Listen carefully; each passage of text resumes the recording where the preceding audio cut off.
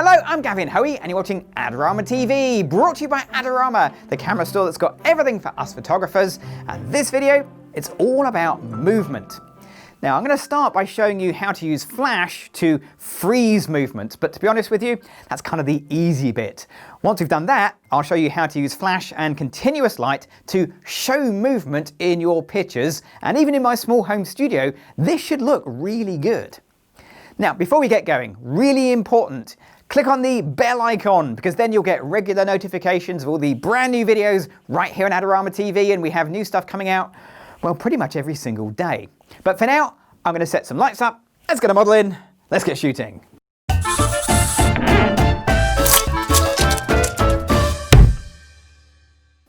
So to help me out today, I've got the amazing Jess.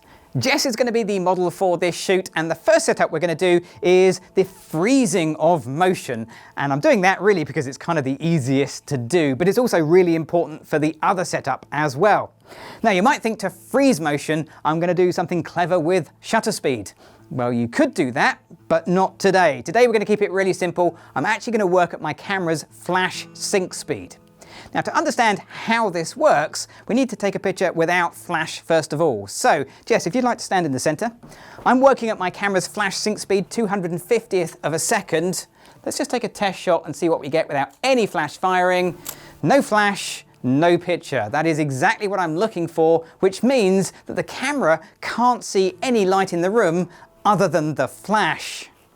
So effectively what we've done is we've removed the room lights from the scene, which means we need to light Jess with the flash. And this is how we're going to freeze it, because flash lasts for a really short period of time, and it's that short period of time that gives us the freezing power. Now to make that happen, I need to keep my XPLOR 300 flash at a fairly low power. And I've got it set to roughly 1/16th power, middle of its range. Okay, well, Jess, if you'd like to stand in the middle, let's take a test shot, see how this goes. So Jess is going to give us some movement. And that works perfectly. Jess is frozen in time, and that's simply down to the flash duration. It's a very short period of time that the flash fires, and that's what's freezing the motion. Remember, no flash, no picture. The flash lasts for a short period of time. That's what freezes movement. Now you may have noticed the optional light in the background. I'm going to use this as just a little bit of a separation light, but other than that, everything is good to go. So Jess, if you're ready, take a stand in the middle and let's try a little bit of movement, see what we get. Give us a spin, go for it.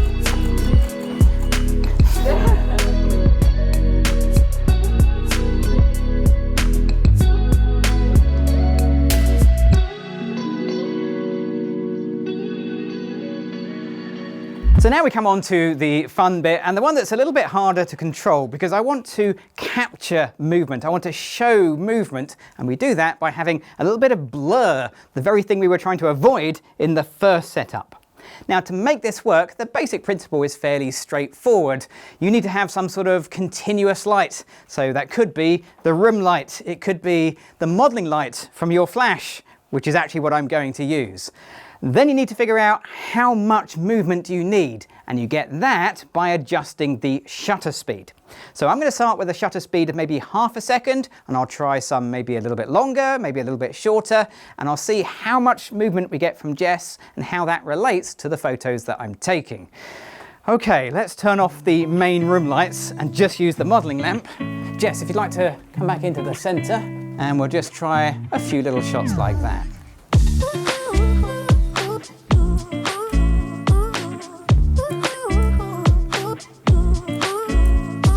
So I reckon maybe ½ a second feels about right, but remember the results will vary depending on the strength of the modeling lamp in my case, the speed that Jess moves, even the framing of your camera will affect the results, so do be prepared to experiment.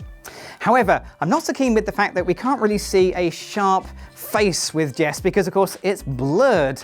But I do know that flash can freeze movement. So let's combine the modeling lamp for blurring and the flash for freezing movement. Now I just have to remember to turn out the room lights, but Jess, if you'd like to stand in the center, I'll turn the room lights out again. Okay, and let's try a little bit of movement. Here we go.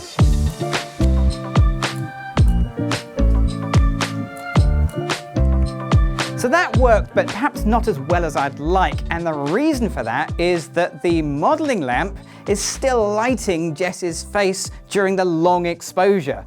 So to really get this to work, I actually need to separate out my modeling lamp and my flash. And the way I'm going to do it is to use that light up there. I'm going to use the modeling lamp from that to backlight Jess, backlight the tassels. So let's turn off this front light and just use the backlight and see how that looks.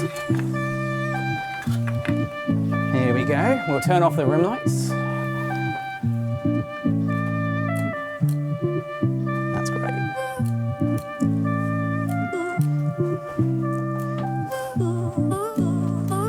So that worked really well. The back only light is looking really good, but obviously we need to put some light on the front of Jess. Well, that's where this comes on, but I'm only going to use the flash. So here's the setup. Flash only from the front light, modeling lamp only from the back light.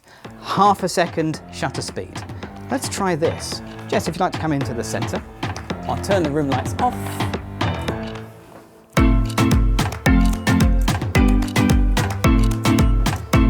So now this is coming together really well. The only bit we need to work on is the position of the flash within that half a second. By default, the flash happens at the beginning of the exposure, but many cameras, like my Olympus, have the ability to set the flash at the end of the half a second using something called rear curtain sync or second curtain sync.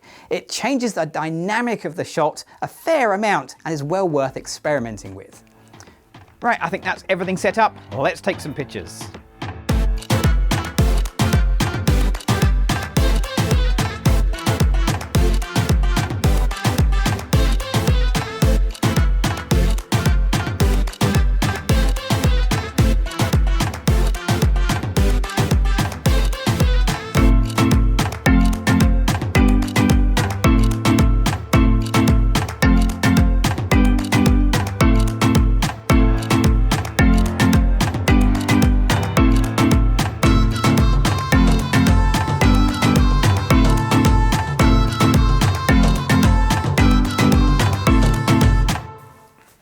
Well, that was a great fun shoot, and the final images have come out even better than I hoped. And I think that's partly down to Jess's rather wonderful hair and fantastic modelling, but also this rather fabulous tasseled jacket, which I really like.